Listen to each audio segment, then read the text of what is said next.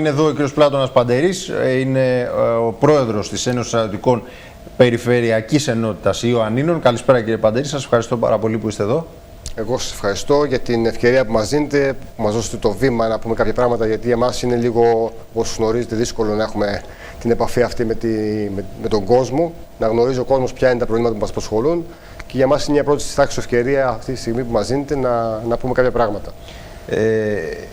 Να ξεκινήσουμε από αυτό, το αν μπορεί να μιλάει κάποιος στρατιωτικός, έτσι, που είναι ένα θέμα που απασχολεί τις τελευταίες μέρες στην επικαιρότητα, με αφορμή την παρουσία κάποιων κληρωτών σε μια κινητοποίηση του ΚΚΕ, και μάλιστα τις τελευταίες ώρες αυτό που έγινε γνωστό είναι ότι έχει διαταχθεί πειθαρχικός έλεγχος και προβλέπεται, λένε οι ένοπλες δυνάμεις, προβλέπεται μια συγκεκριμένη διαδικασία.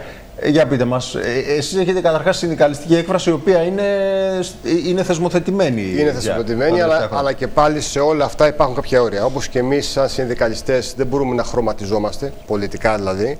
Δηλαδή, ανεξάρτητα αν είμαστε συνδικαλιστές και έχουμε την ελευθερία του λόγου για να υπερασπιστούμε τα δικαιώματα των συναδέλφων, σαφώς και δεν μπορούμε να πάρουμε χρώμα μπλε, πράσινο, κόκκινο και ούτω καθεξής, διότι εμείς είμαστε για να υποστηρίξουμε το δίκαιο και τίποτα παραπάνω. Δεν μας αφορά το κόμμα, δεν μας αφορά το τι κάνουν οι πολιτικοί, μόνο όταν θίγουν τα δικά μας συμφέροντα. Μάλιστα. Στην περίπτωση αυτή που αναφέρεστε τώρα, που κινήθηκαν διαδικασίες γιατί κάποιοι οπλίτες εξέφρασαν την άποψή τους ένστολοι και έχοντας την ιδιότητα του οπλίτη, υπάρχουν διαταγές, οι οποίες βέβαια δεν είμαστε εμείς εδώ για να τις κρίνουμε, υπάρχει η υπηρεσία που θα τις κρίνει, γιατί υπάρχουν διαταγές οι οποίες εφαρμόζονται στην περίπτωση.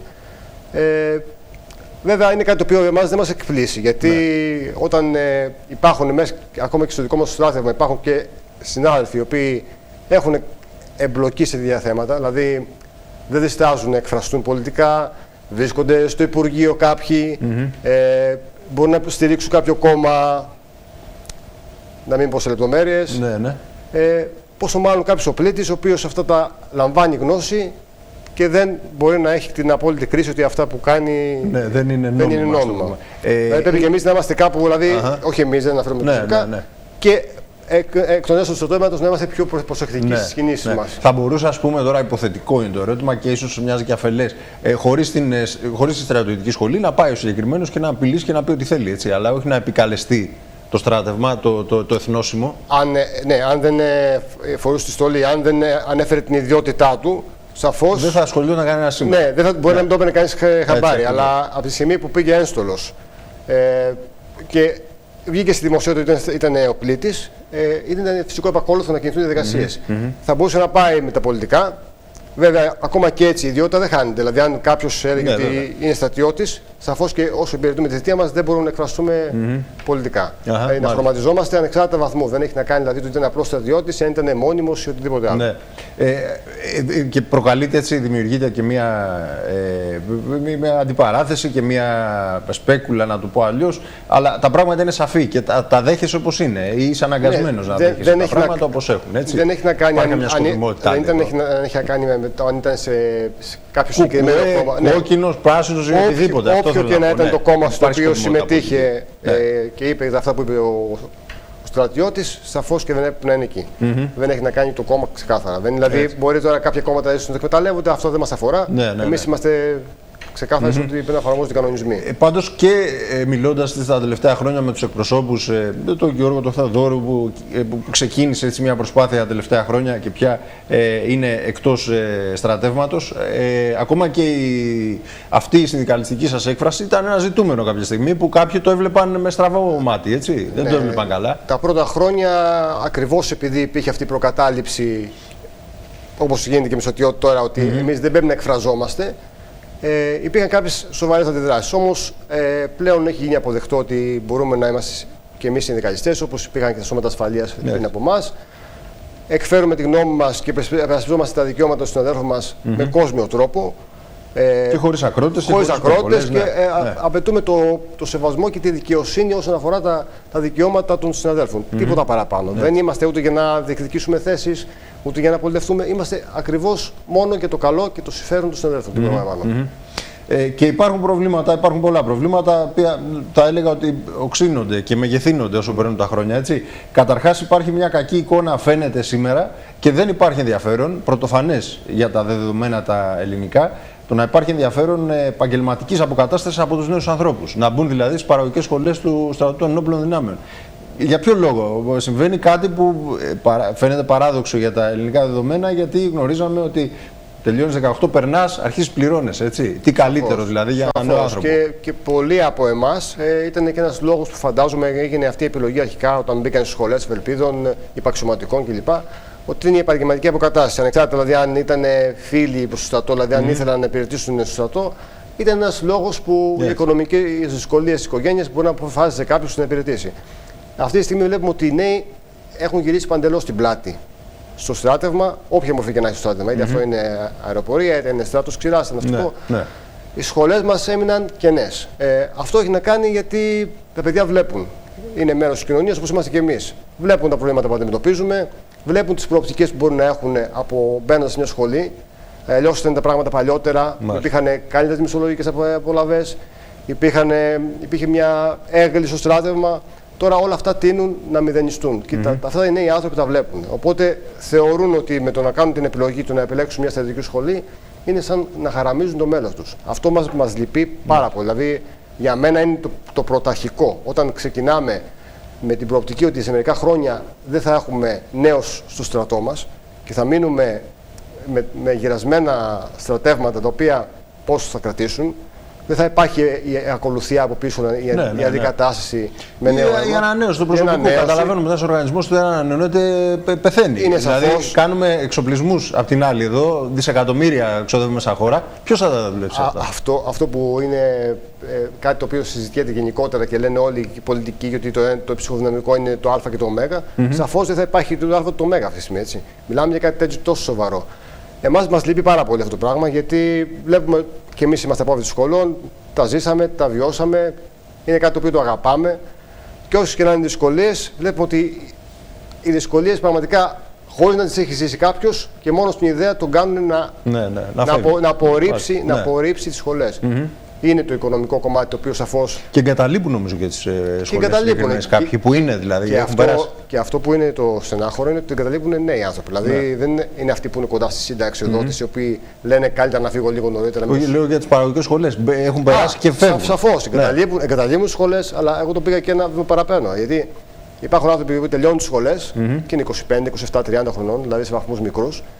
Και με τις απολαβές που έχουν δεν μπορούν να επιβιώσουν σαν οικογένειες και αποφασίζουν. Και αλλάζουν επάγγελμα. Ναι, έχουν σπουδάσει κάτι άλλο, λένε ότι θα δοκιμάσουν την τύχη μου και κάπου αλλού. Δηλαδή, ακόμα και αυτοί που πέρασαν τι πέρασαν, να τελειώσουν τις σχολές τους, να σπουδάσουν, να πάρουν κάποιες μεταθέσεις και είδαν ότι δεν τους έβγαιναν τα πράγματα όπως τα φαντάστηκαν και αποφάσισαν να αλλάξουν πορεία σε μια πολύ μικρή ηλικία. Όχι αυτοί που είναι κοντά στη δεξιοδότηση, αυτοί που είναι σε μια ηλικία που λένε ότι έχουν προστάσει όλη την καριέρα τους. Υπάρχουν κινήσεις διορθωτικές από πλευράς πολιτείας. Ακούω τον κύριο Δένδια να μιλάει για διάφορα πράγματα, για λύσεις ή να ανακοινώνει. Το μόνο που ανακοινώθηκε είναι κάποια αύξηση στη μισθοδοσία των μαθητών των σχολών. Να τις εξισώσει με τις υπόλοιπες σχολές αστυνομίας, πυροσβεστικής που είναι μακράν περισσότερα βήματα. Αλλά και αυτό έχει μείνει στο στάδιο της εξαγγελίας. Ακόμα περιμένουμε να το δούμε. Βέβαια, αυτό είναι κάτι το οποίο είναι προσωρινό, γιατί 4 χρόνια είναι σχολή. Δηλαδή, δεν λέει κάτι. Θα είναι μια πιο εύκολη διαβίωση για τις οικογένειες, οι οποίες θα έχουν τα παιδιά τους, ξέρουν ότι έχουν ένα καλύτερο βοήθημα για να επιβιώσουν 4 χρόνια σχολής. Αλλά από εκεί και πέρα αρχίζουν τα δύσκολα. Το μετά είναι αυτό το προβληματίζει κυρίως, νομίζω, αυτούς που δεν θέλουν να μπουν ή μπαίνουν και φεύγουν από τις σχολές. Όταν ξέρει ότι θα πάρει ένας αξιωματικός πια γύρω στα 900 ευρώ, αλλά θα είναι μακριά από το σπίτι του, θα πληρώνει ένα πολύ υψηλό ενίκιο. Τα ίδια προβλήματα που έχουν οι εκπαιδευτικοί, οι γιατροί, τα ίδια προβλήματα έχετε και εσείς στο διπλάσιο, ίσως, γιατί εσείς είστε αναγκασμένοι να μετατίθεστε. Κάθε 3 χρόνια και ούτω καθεξής και δεν σταματάει αυτό το πράγμα. Και αναγκάζονται από μικροί δηλαδή να μπαίνουν στο τρυπάκι ότι πρέπει να βρουν και οικογένεια, να φτιάξουν οικογένεια για να επιβιώσουν. Και μετά έρχονται άλλα προβλήματα. Είναι μια ακολουθία όλο αυτό. Έχουμε και άλλα προβλήματα όμως πέρα από αυτό που είναι πολύ μεγάλο αυτό που συζητάμε τώρα. Βλέπω τακτικά να βγαίνουν ανακοινώσεις για την νοσοκομιακή σας περίθαλψη. Φαίνεται ότι δεν δουλεύουν καλά. Έχετε το μετοχικό ταμείο στρατού, είναι μια προβληματική κατάσταση γενικώς. Για πείτε μας έτσι εντάχει. Ποιες είναι. Θα προσπαθήσω να σας πω πιο γρήγορα, γιατί ξέρω και ο χρόνος είναι περιορισμένος. Τα νοσοκομεία υπάρχει έντονη θυμολογία για ενοποίηση. Για να γίνουν πιο κοντά στους. Εμείς φοβόμαστε ότι μπορεί να γίνουν πιο πολύ κοντά στους υπόλοιπους πολίτες από ό,τι σε εμάς.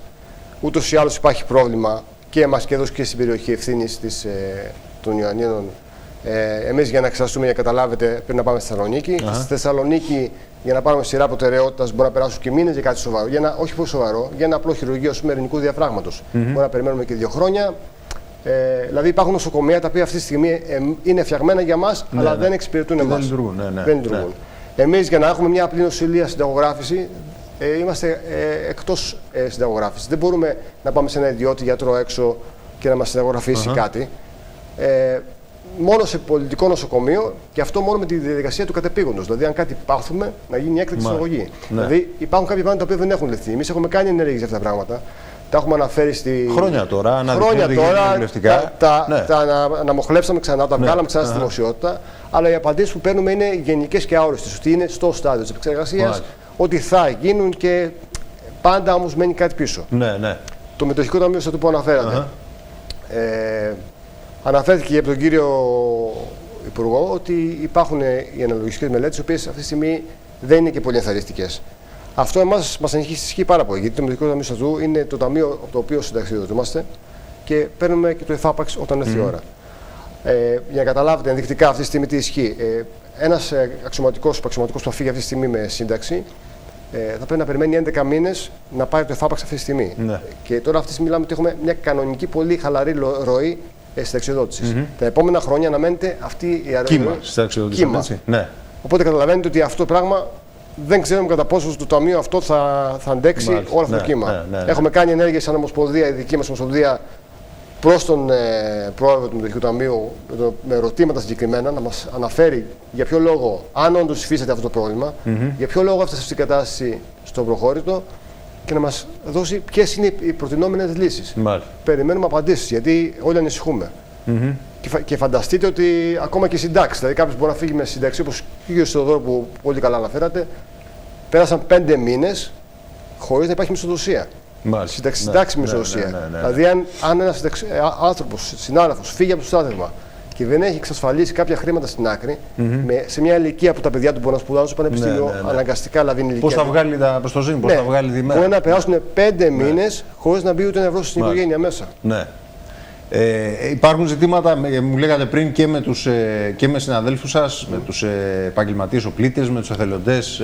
Το σημαντικότερο για μένα από αυτά τα προβλήματα είναι των επαγγελματιών οπλιτών, το οποίο υπάρχει μια αυλεψία του νομοθέτη αυτή τη στιγμή να αποστρατεύονται αυτεπάγγελτα με τη συμπίωση των 50 ετών, ηλικιακή. Μιλάμε για ηλικία 50 ετών. Εμείς έχουμε ζητήσει και πιστεύουμε ότι δεν υπάρχει άλλη λύση, ότι πρέπει να εξισωθούν σύμφωνα με ό,τι ισχύει και με τους υπόλοιπους κατηγορίες συναδέλφων. Δηλαδή δεν μπορούμε να τους βγάζουμε εκτός. Ένας άνθρωπος που αποστρατεύονται 50, τελειώνουν. Αποστρατεύονται 50 και δεν έχουν σύνταξη. Για να πάρουν σύνταξη πρέπει να έχουν 40 συντάξιμα χρόνια. Το οποίο δεν δύναται να γίνει και σε καμία περίπτωση. Στην που αυτοί μπήκαν αρχές του 2000, δεν δύναται να συμπληρώσουν. Εμείς προτείνουμε ότι πρέπει να μπουν, δεν υπάρχει λόγος να μην μπουν. Είναι μια αυλεψία του νομοθέτη, η οποία με μια απλή νομοθετική ρύθμιση μπορεί να διορθωθεί. Να μείνουν αυτοί οι άνθρωποι που θέλουν και μπορούν να προσφέρουν. Αν κάποιος βέβαια επιθυμεί να προστατευτεί, σαφώς και μπορεί να το κάνει. Δηλαδή να υπάρχει επιλογή, αυτό θέλουμε εμείς. Ότι όποιος μπορεί να θέλει να. Για να μην μείνει ξεκρέμαστος κάποιος στα 50 χρόνια. Γιατί όλοι οι 50 χρόνων έχουν οικογένειες, έχουν παιδιά. Δηλαδή πού θα οδηγήσουν αυτά. Καταλαβαίνουμε. Πού θα βρουν κάποια δουλειά να συμπληρώσουν τα επόμενα χρόνια που χρειάζονται. Και για να επιβιώσουν, αλλά και να φτάσουν κάποια στιγμή και στη σύνταξη. Είναι προφανώς, όπως είπα, μια νομοθετική αυλεψία, γιατί δεν καλύπτει ένα κενό που δημιουργείται όταν ανάγκη υπήρξε για τους ΕΠΟΠ. Προσλήφθηκαν και δεν είδαμε μετά το πώς οι άνθρωποι αυτοί θα φύγουν. Και για τους εθελοντές. Οι εθελοντές μακράς θητείας, και εκεί υπάρχει το θέμα το οποίο είναι πολύ κοντά στη συνταξιοδότηση. Δηλαδή θα έχουν και εκεί μεγάλα κύματα, γιατί υπάρχουν για εκατοντάδες συναδέλφων οι οποίοι προστατεύονται. Αυτοί παίρνουν σαν τελικό βαθμό το βαθμό του υπολογαγού, όμως μισθολογικά δεν έχει προβλεφτεί να πάρουν αυτό το βαθμό, οπότε μένουν στον προηγούμενο βαθμό. Αυτό έχει να κάνει και με το τι θα πάρουν σε σύνταξη, πιθανότητα και με το τι εφάπαξ θα πάρουν. Είμαστε δηλαδή, το παρακολουθούμε στα θέμα, είναι και αυτό απλό να λυθεί, όπως λύνεται με όλους τους υπόλοιπες κατηγορίες συναδέλφων. Κάπου είναι πράγματα που κολλάνε και δεν υπάρχει θέληση να λυθούν. Γιατί υπάρχει μια δυστημία, ας το πούμε, μια προθυμία της πολιτείας διαχρονικά να αντιμετωπίσει και να λύσει ζητήματα. Γιατί θυμάμαι, μιλώντας έτσι με εκπροσώπους σας όλα αυτά τα χρόνια, τα ίδια πράγματα ζητάτε και λέτε και ξαναλέτε. Έτσι, και φαίνεται ότι δεν ασχολείται κάποιος σοβαρά. Προφανώς και υπάρχει το οικονομικό κομμάτι, το οποίο σαφώς και επηρεάζει την εκάστοτε κυβέρνηση, την πολιτεία γενικότερα, και είναι δύσκολο να μπει το το χέρι στην τσέπη, ας πούμε, για τον εκάστοτε υπεύθυνο υπουργό οικονομικών ή υπουργό άμυνας. Δηλαδή, αυτά τα δύο υπουργεία να συνεργαστούν και να αποφασίσουν ότι πρέπει να δοθούν τα χρήματα αυτά στον προπολογισμό για να γίνει το δίκαιο. Δεν θεωρούν ότι είστε μια ικανή πίεση, ας πούμε, ίσως πολιτική πίεση εκάστοτε κυβερνήσεις. Δεν ξέρω γιατί. Ή αυτό που λέγαμε για να επιστρέψουμε και να κλείσουμε στην αρχή, ότι είστε υποχρεωμένοι να κινείστε μέσα σε συγκεκριμένα πλαίσια και να μην λέτε, να μην περνάτε από ένα όριο και πάνω. Κοιτάξτε, η αλήθεια είναι ότι εμείς έχουμε μάθει, έχουμε ορκιστεί στην πατρίδα και αυτό θα κάνουμε ούτως ή άλλως. Δεν υπάρχει περίπτωση να αλλάξει. Αυτό είναι κάτι το οποίο πιστεύω ότι όλοι οι συνάδελφοι το έχουν ενστερνιστεί και το πιστεύουμε βαθιά. Αυτό η πολιτεία το θεωρεί αδυναμία. Έτσι, ακριβώς. Δηλαδή, έμεσα το θεωρεί αδυναμία. Ξέρει ότι ό,τι και να γίνει ο στρατιωτικός θα είναι εκεί, θα είναι εκεί για να υπηρετήσει το καθήκον του, θα είναι εκεί για να υπηρετήσει άλλα καθήκοντα τα οποία δεν προβλέπεται. Για φωτιές, για πλημμύρες, για μεταφορές νεκρών ζώων, για οτιδήποτε μπορεί να φανταστεί κανείς, για ΕΚΑΒ, μας χρησιμοποιεί για τα πάντα. Επιπλέον του ωραρίου, συμπληρώνουμε ώρες πάνω από 40 ώρο, ξέρει ότι κανείς δεν θα μιλήσει, θα μιλήσουν οι ενώσεις συνδικαλιστικές και θα μείνει εκεί το θέμα. Δυστυχώς είναι αυτό που λέτε. Την πειθαρχία μας, την ευσυνειδησία μας και την αξιοπρέπειά μας λαμβάνεται ως αδυναμία. Έτσι ακριβώς. Λοιπόν, χάρηκα πάρα πολύ που τα είπαμε. Σας ευχαριστώ πάρα πολύ και πάντα στη διάθεσή σας, κύριε Παντερή. Καλό σας βράδυ, σας ευχαριστώ πάρα πολύ. Ευχαριστώ πάρα πολύ. Να είστε καλά.